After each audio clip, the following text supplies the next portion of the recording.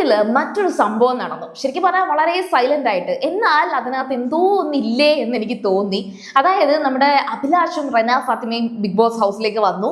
അപ്പോൾ റെന ഫാത്തിമ ബാക്കി എല്ലാ ബിഗ് ബോസ് ഹൗസിലേക്ക് വന്ന ആൾക്കാരും ബാക്കി എല്ലാവരെയും ചേർത്ത് പിടിച്ച് അവിടെയുള്ള ഫൈനലിസ്റ്റിനെ എല്ലാവരെയും കൂട്ടുപിടിച്ച് അനുമോൾക്കെതിരെ സംസാരിക്കുന്നു. അനുമോളെ ബാക്ക് സ്റ്റാബ് ചെയ്യുന്ന തരത്തിലുള്ള ഒരു സംഭാഷണങ്ങളൊക്കെ അവിടെ ഉണ്ട്.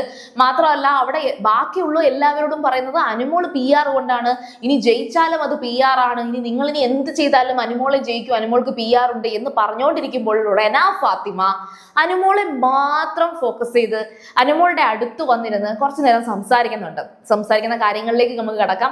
അതുപോലെ നിങ്ങൾ ആദ്യമായിട്ടാണ് സീരിയൽ ഗ്രാൻഡ്മ കാണുന്നത്, ഉറപ്പായിട്ടും ചാനൽ ഒന്ന് സബ്സ്ക്രൈബ് ചെയ്തിട്ട് കാണുക.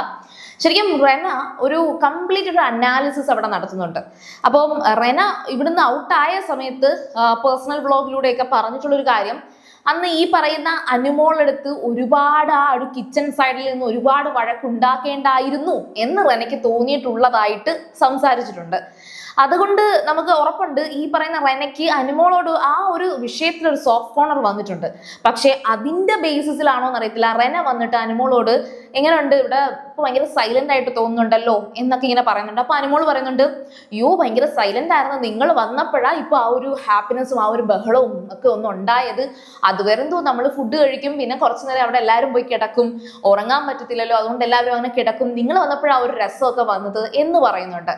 എന്നിട്ട് റെന അന്നേരം പിന്നെ അനുമോളോട് ചോദിക്കുന്നുണ്ട്, ശരിക്കും മനീഷ് ചേട്ടന്റെ കാര്യം അത് എന്താ എന്നൊക്കെ ഇങ്ങനെ ചോദിക്കുന്നുണ്ട്. അപ്പം അനു വ്യക്തമായിട്ടൊരു കാര്യം പറയുന്നുണ്ട്, അത് ശരിക്കും പറഞ്ഞാൽ ഒരിക്കലും ഞാൻ കരുതിയില്ല, പിന്നെ എൻ്റെ ഭാഗത്തും തെറ്റുണ്ടല്ലോ, ഞാനും ഇതിനൊക്കെ വെള്ളിയാഴ്ചയൊക്കെ പ്രത്യേകിച്ച് അങ്ങനെ മറ്റേ ഡ്രൈ ഡേ ഉണ്ട് അവർക്ക്. അപ്പോൾ ആ ഡ്രൈ ഡേയുടെ ടൈമിൽ അനീഷ് ചേട്ടനെ ഞാനും അങ്ങോട്ട് ഇങ്ങനെ ഓരോന്നൊക്കെ തമാശയ്ക്ക് കാണിച്ചിട്ടുണ്ട്, അതൊക്കെ കൊണ്ടിട്ടായിരിക്കും, അതുകൊണ്ട് കുറ്റം പറയാൻ പറ്റത്തില്ല. പിന്നെ ഒരു കാര്യമുണ്ട്, എന്നോട് ഒരാൾ വന്നിട്ട് ഇങ്ങനെ പ്രപ്പോസ് ചെയ്യുമ്പോൾ എനിക്ക് എന്നെ ദേഷ്യപ്പെട്ടൊന്നും പറയാൻ കഴിയില്ല, എനിക്ക് ഭയങ്കര ചമ്മലാണ്. അപ്പോൾ ഉടനെ റെന പറയുന്നുണ്ട്, എന്തിനാ ചമ്മുന്നയൊക്കെ, അത് തോന്നിയ ഒരു കാര്യം പറഞ്ഞു, അതിനകത്ത് പ്രശ്നമൊന്നും ഇല്ല എന്ന് വളരെ യൂഷ്വലായിട്ട് അനുവിനെ സപ്പോർട്ട് ചെയ്യുന്ന തരത്തിൽ പറയുകയാണ്. എന്നിട്ട് വീണ്ടും ഓരോ കാര്യങ്ങൾ, അതായത് ഇവിടെ ബാക്കി ആദില, നൂറ ഇവരുടെയും അനുമോളുടെയും ഫ്രണ്ട്ഷിപ്പിനെ കുറിച്ച് റെന ഫാത്തിമ അവിടെ സംസാരിക്കുന്നുണ്ട്.